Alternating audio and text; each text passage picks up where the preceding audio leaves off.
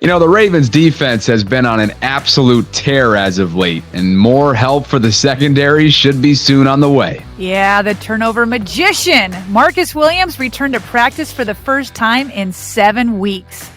We'll discuss his timetable and also provide some surprising updates on both Ronnie Stanley and Kyle Hamilton just ahead. I'm Bobby Trossett with Sarah Ellison. Happy Thanksgiving. It's Thursday, November 24th. And this is your morning Ravens Vault. Ravens linebacker Patrick Queen's development has been on full display this season. And that's something he recently opened up about in a sit-down interview with the Baltimore Sun. He talked about what it's been like to be compared to Ray Lewis since he was drafted, and why he's enjoying the coaching change at defensive coordinator. Plus, a bunch of Ravens are in the holiday spirit this week. You know what that means? We're getting thankful. Coming up in Topic 3. We have all that and more coming up.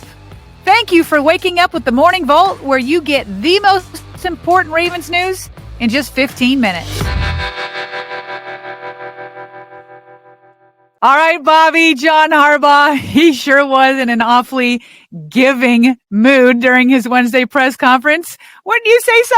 Absolutely, and 'tis the season, partner. Let's begin with safety Marcus Williams, though. He did practice Wednesday for the first time since dislocating his wrist 7 weeks ago. The only thing I would just add, since we're in the spirit of the holiday here, Marcus Williams was out of practice today. But he will not play in the game yet. He looked his individual. He looked good. He moved well. It's his wrist.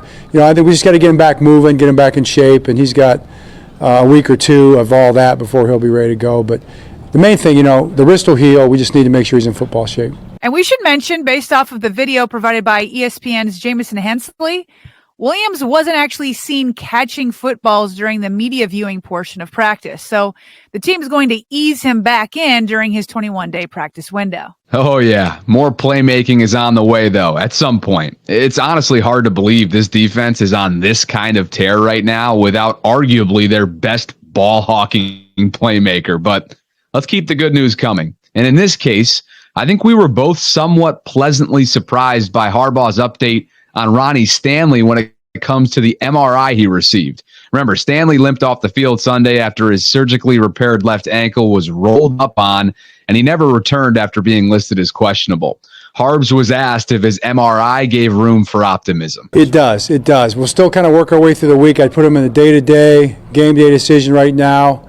If that progresses later in the week, I'll let you know.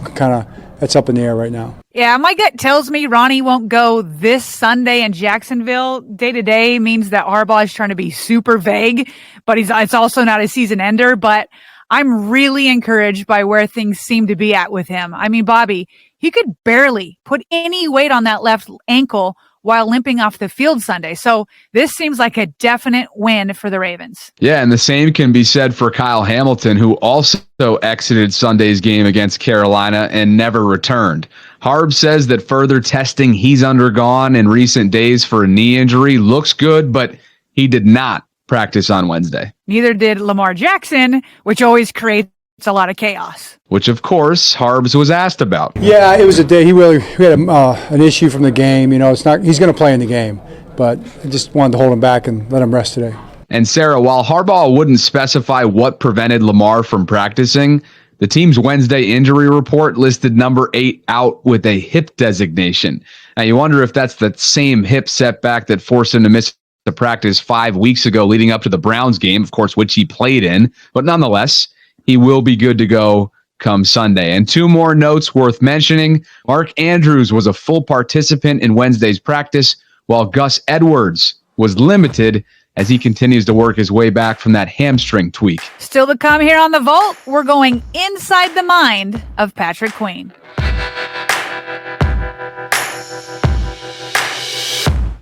So we've talked a lot about Patrick Queen's improvement on the field so far this season. He's gone from some fans calling him a bust last year to legitimately being a Pro Bowl candidate entering Week 12, partner. Yeah, I mean, Bobby, it's just been fun and exciting to watch his meteoric transformation.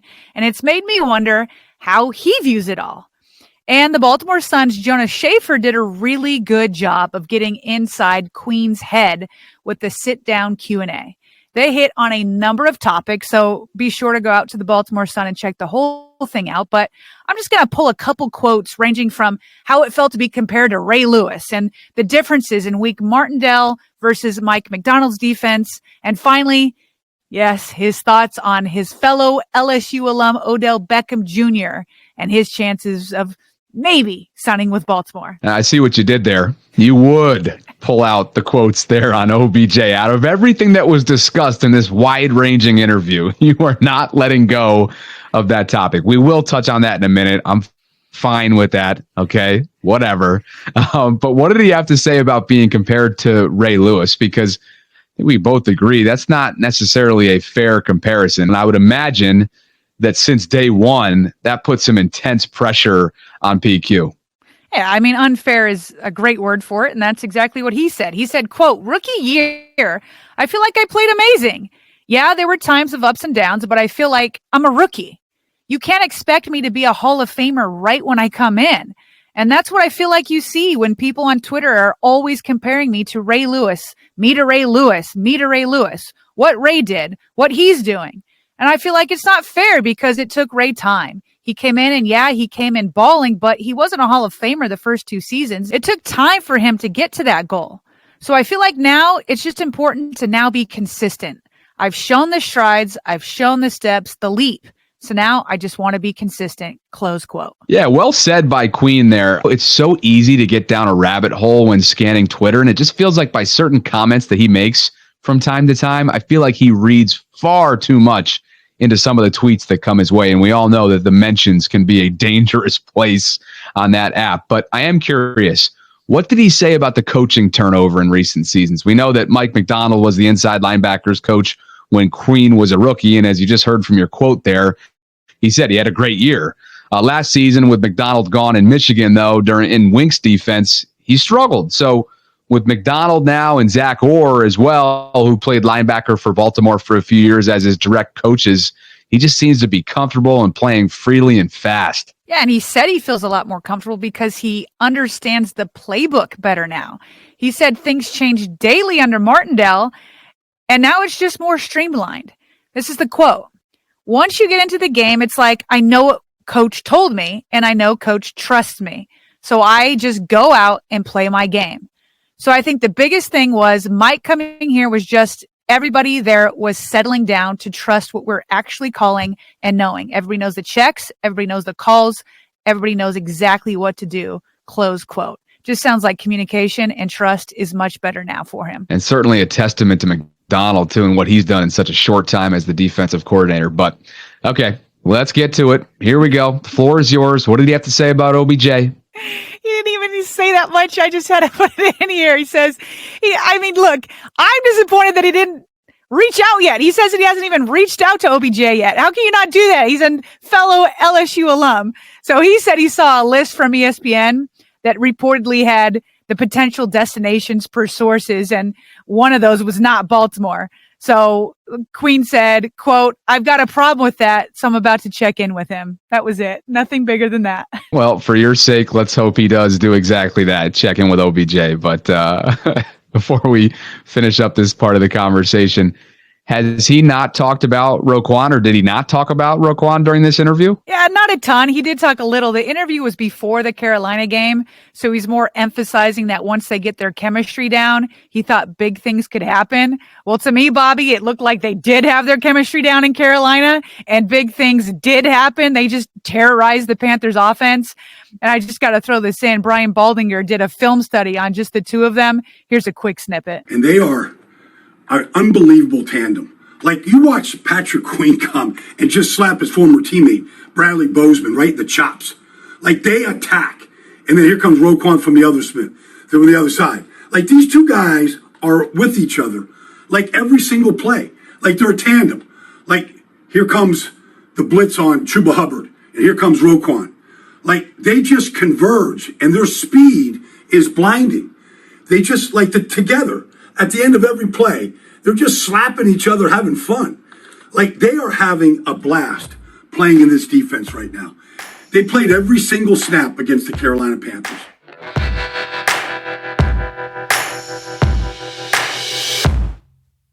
All right, Bobby, it's only right that we devote an entire topic to Thanksgiving, right? I mean, now knowing that Thanksgiving is John Harbaugh's favorite holiday, it was just the right thing to do. Thanksgiving is my favorite holiday. Yes, I know you. Right? Yeah. I mean, it's great, right? First of all, it's for the right reason, to be grateful, to give thanks for what we've been blessed with, right? That's how we look at it.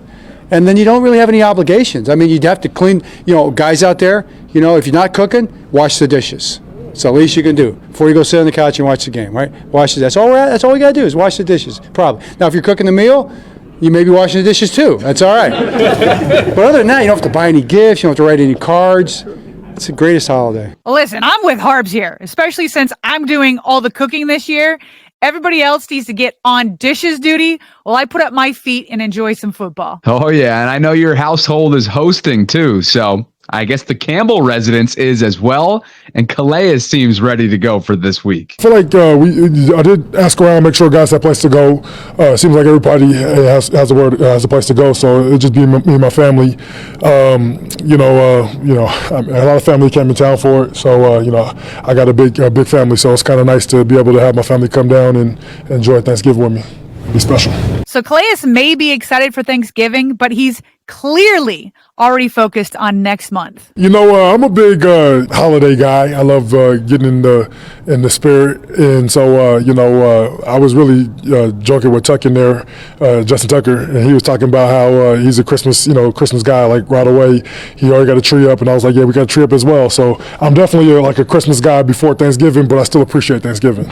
Sarah, I'm with Calais here, even though I once skipped Christmas to essentially recreate Christmas with the Cranks, an all-time movie on a Mediterranean cruise ship after my semester abroad in 2015. But that's a story for another time off the air, all right? Just a little bit of a cliffhanger there, but I'll leave you with this.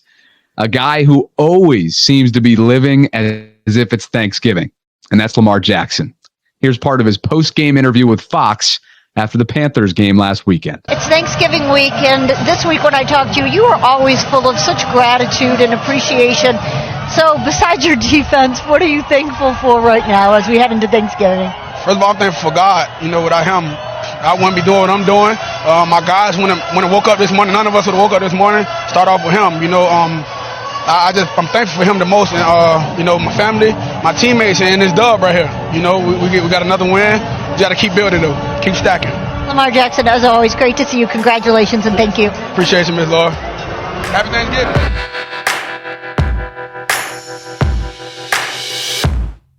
And before we fly, some other quick news items that you need to know, beginning with Calais Campbell returning to his former Jacksonville Jaguars team of 3 years.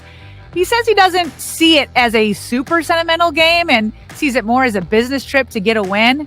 But what could make it special is if he picks up 2 sacks. Because if he were to do that, Calais Campbell would hit the 100 sack mark for his career. I don't make a lot of individual goals in my life. I've always kind of, just always said, I just want to help the team be better, and whatever I can do to make the team better.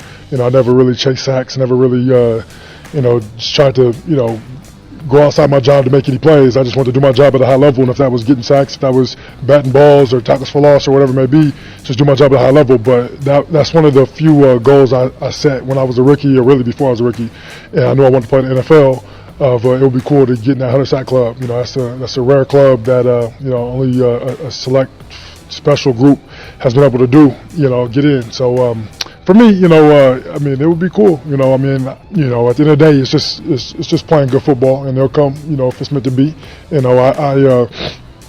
I realized I realized I'm tied with Joey Porter, and I played with Joey Porter when he was chasing 100. And I remember he started. He had 5 his first year, and he got injured.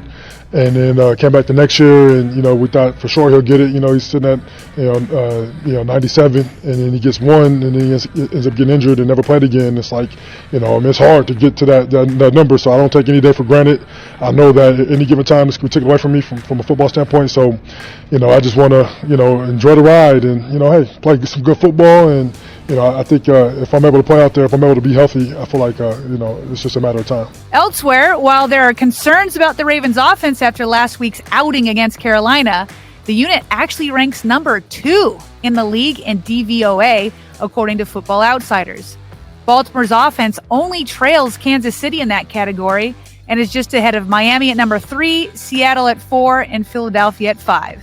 And for those that don't know, DVOA measures a team's efficiency. And finally, we all know Thanksgiving hits different when the Ravens and Steelers face off against each other, and John Harbaugh agrees. Do you ever have any traction trying to get Pittsburgh, Baltimore on Thanksgiving annually? I mean, you had talked about that. I know, I wanted it. Didn't get any traction on it. No, they just looked at me and just, like they always do, just whatever. It's Harbaugh again. Harbaugh. Yeah. Wouldn't that be amazing? Baltimore, Pittsburgh, Thanksgiving night. It'd be iconic. It should be in there. Okay. Here, every year. Yeah, it should be here. Of course. All right, we'll see you guys. Thanks for listening to the Morning Ravens Vault, a podcast unaffiliated with the team. We created our show to keep you plugged into all things Ravens. If you've been enjoying our content, please tap that follow button and share it with a friend. You can also catch us on YouTube by simply searching Ravens Vault Podcast. We can also be reached by email via BaltimoreRavensVault@gmail.com, and we'd love to hear from you with